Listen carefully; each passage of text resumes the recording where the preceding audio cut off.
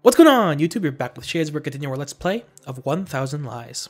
Last time we left off, we were meeting in the committee, and there's a new character with us, and Claire is here with us, and we're going to keep going because I don't want to waste time. He's a little sloppy. I was here as a substitute for the day, and I ended up getting involved in this mess too, you see? Also, my name is Luce. I'm from Class B. Nice to meet you, Claire. Luce and Claire seem to be getting along fast, one keeping up with her usual good girl facade, while the other is only able to answer with shy one-word answers that keep a good distance between them. Although they look like opposites, there seems to be some sort of connection forming between them, or at least that's what I think. At the same time, on the other side of the circle, Deniz is having a conversation with Ziva and Oz. No one will be able to tell that he's the new guy. On the contrary, he happens to share some friends in common with Oz, so they're already getting along well. Suddenly, Deniz sets his gaze upon me, which causes me to react surprisingly. He opens his mouth, making me assume that he's trying to say something, but I can't hear it. In the end, he carelessly lets a yawn. I shake my head and chuckle. It makes me realize that being the last one to get here doesn't really mean that he's the last one to join, because the position belongs to me. Once introductions are over, each of us takes our position in the circle, waiting for the first session of the committee to begin. None of the attendants except Ziva have any interest or knowledge of the issues that we should discuss in the meeting, so Ziva herself becomes the committee's spokesperson after clearing her throat and starts with an introduction to the basics. Ziva explains that it's a tradition for both schools to prepare and graduation events together. This year, Duane will be the host school, so we're the ones that need to make sure that everything works as it should. She gives us a sleep-inducing lecture on diplomas, speeches, invitations, parties, and God knows what else. I don't really pay attention to it, and I'm not the only one. You only need to take a quick peek around the room to see the apathy. Deniz is fast asleep, making small grunts and snoring from time to time. Luce takes the opportunity to draw a mustache on him with a permanent marker that she has for some reason. Claire is trying to hold her laughter in while watching the other two and hiding beneath her hat as usual. And Oz and I are chilling and playing cards, unaware of our surroundings. Is anybody paying attention at all? Why are you guys playing cards right now? Cher always has a deck on him. It comes in handy for moments like this. That and a lot of other things. As I always say, a man is as valuable as the contents of his pockets. You never said that. Stop making things up. You can't even stop playing the fool for just 5 minutes. What's wrong with you?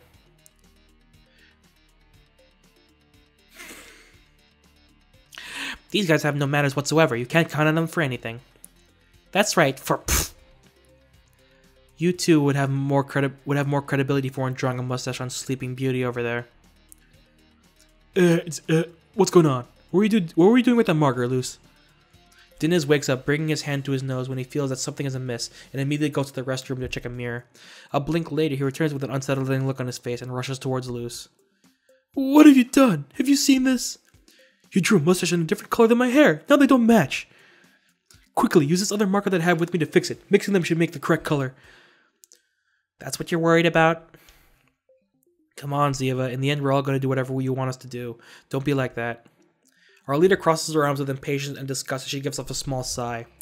Part of her wants to get mad at me. The other wants to control herself in order to earn a place in heaven. That's exactly what this is about, Indian. We're gathered here for a reason. Catch my drift? Catch my drill? Of course you can. Let's go, Compañero. Let's do it. Keep your pants on. I know what you mean, Ziva, so let's get serious. It's hard to believe that when you say it while drawing a pair of glasses on Morpheus' face. Ignore him, Luce. He's just jealous. Keep going. You know what? It's no fun when you let me do whatever I want. You can fix it yourself. Don't leave it unfinished. Now it looks like a monocle with an arm. It makes no sense. I need someone else to finish it. Claire, you interested? No thanks. Why'd you hide under one of the desks before responding? As I was saying, I remember meeting with some friends from my basketball team during last year's graduation day to play one last game in the courtyard as a farewell to the graduating members. I know it isn't anything special and that not everyone will be interested, but maybe we could do something like that officially, in addition to everyone else, of course. Luce's proposal manages to intensify the debate, creating a storm of ideas to which everyone gives their own version of what they believe would be the best way to say goodbye to our schools. Some ideas are more ridiculous than others, or even impossible, taking into account our resources. The truth is that I consider all of it excessive, and I assume that everything will end with an all-night grad party at a locally rented building like every other year. After tossing out ideas, everyone seems to reach a consensus. Everyone, at least those who are listening, proudly give an approval. Is that okay with you, Indian? Can you see yourself participating? Maybe it may be my taciturn attitude that causes all eyes to fall on me after the discussion, as if they were looking at for an endorsement that they don't need. You're going to do whatever you want, right? I told you before that I'll follow along no matter what you decide to do, Ziva, but don't get used to it, okay? Ziva takes an eternity to smile with a heavily satisfied look on her face. What time is it? Okay. It makes me feel like it makes me feel like she thinks she was won some sort of battle and I didn't even participate in, forcing me to avert my gaze. The dialogue, or more like chatter, gets longer and goes off topic to unfunny jokes that for some reason still make us laugh nonstop. I have to admit, despite being the principal dissonant sound all throughout the committee's meeting, I'm sure it sure does feel like time flies by now. Before I realize it, Ziva demands our attention once again, this time to bring the meeting to a close. Well, I think that should be enough for today. We can always have another meeting if something comes up, but for now, I think we all know what we have to do.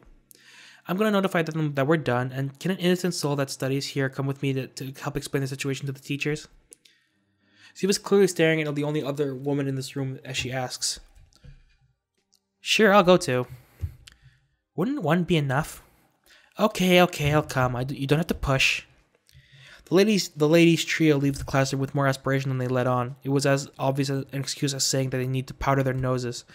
After all, Ziva was a student from the school not too long ago, so she should know the teachers well enough not to need any help.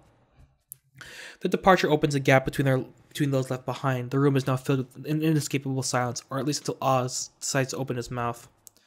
Well, it seems that us men are all alone now. I was waiting for this opportunity. I think the two of you have some explaining to do. Deniz and I look at each other, both sharing the exact same expression. What is he talking about? Less feigning ignorance and more answering. Come on, which girls do you like the best? Then I realize that it's Oz who's talking. What else could it have been? We're all gentlemen here, so we should be able to reach an agreement. 3 girls, 3 boys. The answer is quite obvious. They're all mine. They're all mine. Weren't you pretty concerned about Claire possibly being underage before? Did you manage to get over that crisis already? Well, I've had enough time to build our love nest close to the beach, where we'll spend our glorious rest of our days together running a bar for the tourists. I must admit that the speed of your imagination is as overwhelming as ever. I know, but you can leave the praise for later. Now I would like to know how Deniz feels about all this. Although because you were the last one to join, you don't get any priority when choosing. There's not too much to say. I've been studying here for the entire life. Both Luz and Ziva have been my classmates for quite some time. I don't know Luz as well, though. She came to the school later. When was it? 3 or 4 years ago? The point is, Ziva transferred schools this past year, so consequently I lost contact with her. Before that, though, the 3 of us were all friends. I met Claire more or less at the same time as Ziva. However, we've all been in different classes, and we aren't close at all. To be honest, it's like she purposely avoids unnecessary contact with others, you know? Basically, I'm not serious about any of them, if that's what you're worried about. I see, you've had the awful luck with the girls like Ziva transferred to school to stay by my side. That's the problem with my magnetic sexuality. That just means you're attracted to I don't know. I don't want to analyze Oz. Seems like a lot of trouble if you ask me. I would like to be less handsome, but it's the perfection that chose me, not the other way around. Pfft, I think he believes all that stuff he's saying too. Oops, I just shut every tab. That was my bad. Oops. I came here about six years ago after traveling around half the world with my parents. That's when I met my compañero here. He was also a newbie who had just enrolled in Duane and was in need of my guidance. Look at us now, inseparable. Not so much inseparable, let's just say I felt pity. In any case, we can all agree that all the girls are mine. You, Deniz, are the last one to join, but maybe you can still get some leftovers, like by licking their boots from time to time or something. And Sierra, well, Sierra has his dolls, figurines, or whatever. He doesn't count. Be respectful. They may not be human, but they have dignity. Come on, compañero, let's be serious. They're tiny heaps of plastic. Then you can lick boots. Then the you can lick boots guys talking to me about seriousness. You shouldn't underestimate someone's wishes, Oz. Have you ever heard of the Pygmalion effect? Oz shrugs, clueless as to what Deniz is talking about. The Pygmalion effect is an incident where a person, through his or her own beliefs or that of others, manages to achieve something with faith alone, like the ability to realize your dreams if you believe they'll come true. Its name comes from the Greek myth of King Pygmalion, who sculpts a statue of a woman named Galatea and falls in love with her. Oh, I know that name, Galatea. His love and desire to be with her is so strong that Aphrodite, the goddess herself, answers his prayers and brings Galatea to life. Are you telling me that if you believe hard enough, you can make plastic figurines come to life? Of course not. Myths are simply stories that have a lot of variations of unknown origins. In any case, if this version has been passed on for generations, there must be a reason, right? I'm unconvinced no matter how you put it. What do you think, Sierra? Me? That you're both crazy and even more crazier than old Greeks, apparently. We're back, guys! Siva happily walks in the middle of our conversation without paying any mind to how important that we men were discussing might have been. It's not like we had anything else to discuss anyway, so the three of us settled down and let Ziva speak. We're finished for today, so you can start tidying up the classroom before it gets late. Contrary to Ziva's enthusiasm, the two girls accompanying her share a disconcerted expression as they enter. Both of them look at me, one reflected in each of my eyes, but it's Ziva's voice that wakes them up and causes everything to return to normal. The meeting ends, and even though we only talked, I still feel totally exhausted. When they propose that we hang out a bit longer, I have to politely decline their invitation. I'm not the only one who goes home either. Dinez disappears as if he were some kind of prisoner on the run, and Claire announces her departure with a bashful voice, weak as that of a newborn baby bird. Oh, poor girl. Each goes their own way, taking different paths even though our town is exceptionally small. But it doesn't take long until I have my first re-encounter. I hear a certain voice the way it's meant to be, and not the shy, fake one she'd feigned only minutes ago. Wait up, Sierra. Do you mind if I walk with you? Your house is in the same direction as mine. I nod indifferently and wait for her to catch up so that we can continue onward. Whatever you want, but how exactly do you know where I live? Why wouldn't I know, Sierra? I stop. I was only half joking, but her answer is too large of a red flag for me to ignore it. Seriously? Seriously what? About my address. How do you know it? I followed you home before, so there's no mystery to it. I thought you were more intelligent than this, Sierra. What else could it be? Impossible to compute logic. Please contact the manufacturer immediately. Sierra, I probably shouldn't ask this considering my criminal record, but... What? Claire, whoopsie. How would you feel if I told you that I've secretly been following you around? Well, why not? Everyone is free to do whatever they want. I'll get straight to the point since we aren't getting anywhere. Is your room filled with pictures of me on your walls, or anything like that? Of course not. Do you have any sense of taste? Such a self-centered style wouldn't be good for the feng shui, Sierra. I can sense legitimate displeasure coming from Claire as we speak, as sincere as everything that comes from her. It doesn't detract from the importance of her words, though, but it certainly makes them appear more bizarre. I'm going to get serious because we still aren't getting anywhere. Please try to give me a clear explanation for all of this. I don't see the problem here, but okay. I want to know why you chose to approach me like you did.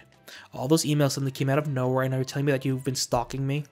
If you wanted to speak to me, it would have been easier to, I don't know, ask. Why did you have to make it so complicated? Sierra, we already discussed this. You're never gonna calm down until you find the answer that suits you the most, not the truth, am I right? Claire shakes her head, displeased, with no intention of responding any further. Nevertheless, because I refused to give in, she reluctantly decides to speak once again. Would you have considered it any less weird if I had spoken to you directly out of nowhere? Would you have remembered me all this time if I was normal? I can see her breathe as she huffs at the two questions. She's highly offended, but shouldn't I be the one to be upset in this situation? Why wouldn't I remember you? Had you wanted to make some sort of impact on me before we met? No, Sierra, no, it's the exact opposite. Disheartened, she turns away from me and keeps walking along.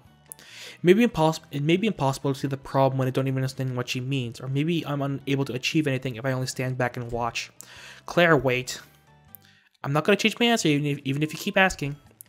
I want to know one more thing first, something I completely forgot about. If it's true you're the one who sent those emails, then what happened to the order I made online? Where did my package go? Ah, yeah, that, if I remember correctly. You don't know where it is? Do you think I'd ask if I already knew the answer? Seriously, you should have recovered it already. Maybe you don't recognize it.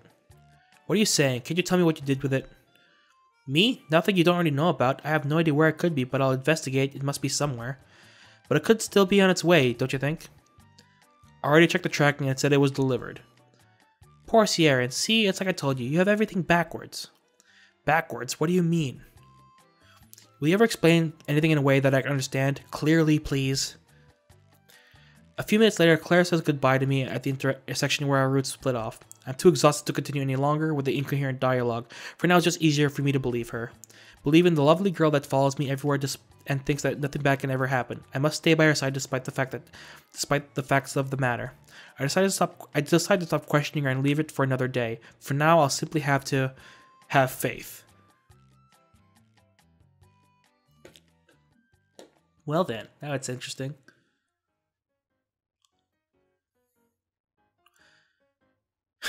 Anyway, I'm thinking of the episode a little early this time, just because it's like really late, and I think I may not be like talking that loud, but I'm still fairly loud. Anyway, this is interesting. This game is very, very interesting. I would have to say that like it's weird. It's weird in that,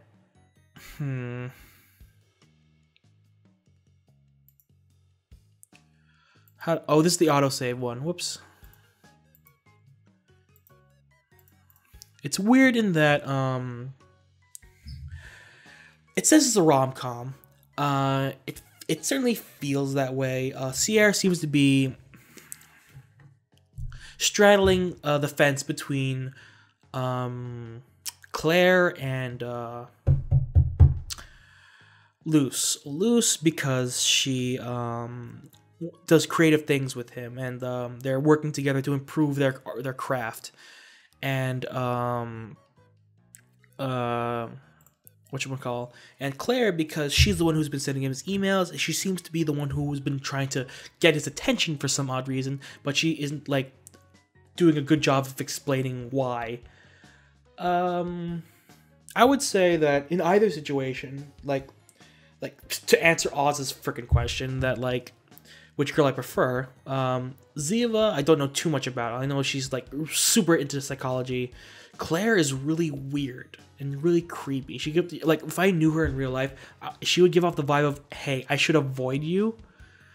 And whatchamacall, and Luce, in all honesty, probably matches my I hate to say it, my standards for a good girl to date. Because her personality is very energetic and outgoing, despite her being a kind of a felon. She's an artist, so I guess she can understand my plight as a fellow artist. And like in all honesty, she just seems very interesting. And like to be honest, I don't know much about the other girls. I don't know enough about them to like, I don't know, make a clear opinion. But that's honestly my best answer for Oz's question. Like, Ziva's fine. She seems interesting. She seems really devoted to, like, this graduation thing. I don't know why. Maybe it's because she just wants to leave a lasting impact on the school she learned in. As far as Claire, she just looks too young. It puts me off, like it did Oz. Like I know people my age that look young. I know that. Mare's one of them. She's like a little younger than me, but like she sounds and acts like she's like 12. So like, yeah. I mean, Mel's technically one of them, but she's a little taller. So, you know, also her voice doesn't sound like she's 12. But anyway, thank you guys so much for watching. If you like this video, hit the like button. If you want to see more videos from me or from the series, hit the subscribe button. And you are now exiting the Shadyverse. My name's Shades, and I'm gonna go to bed because it's really late. Anyway, see you guys tomorrow. Bye-bye. Or is it next week? Depends on how I schedule these videos. Anyway, bye-bye.